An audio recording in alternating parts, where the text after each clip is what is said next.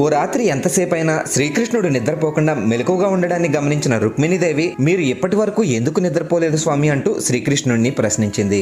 ప్రతిరోజు రాధాదేవి నిద్రపోవడానికి ముందు రాధాదేవికి పాలు తాగే అలవాటు ఉందని, ఈ రోజు ఆమెకి ఎవరూ పాలు ఇవ్వలేదు కాబట్టి రాధాదేవికి నిద్ర పట్టలేదని, అందుకే తనకి కూడా నిద్ర పట్టలేదంటూ శ్రీకృష్ణుడు రుక్మిణీదేవికి బదులిచ్చాడు. ఈ విషయం విన్న వెంటనే రుక్మిణీదేవి వేడివేడి పాలను తీసుకువెళ్లి రాధాదేవికి ఇచ్చింది. శ్రీకృష్ణుడి నామస్మరణలో ఉన్న రాధాదేవి ఆ వేడి పాలను గమనించకుండానే తాగేసింది.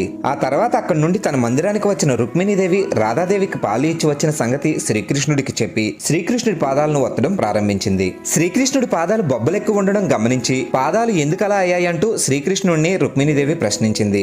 ధ్యానంలో ఉన్న రాధాదేవి శ్రీకృష్ణుడిని స్మరిస్తూ శ్రీకృష్ణుడి పాదాలను పూజిస్తూ భక్తి పారవస్యంలో మునిగిపోయి రుక్మిణీదేవి ఇచ్చిన వేడివేడి పాలను రాధాదేవి తాగడంతో అవి శ్రీకృష్ణుడి పాదాలను తాకడం వల్ల తన పాదాలు బొబ్బలెక్కాయని శ్రీకృష్ణుడు బదిలిచ్చాడు.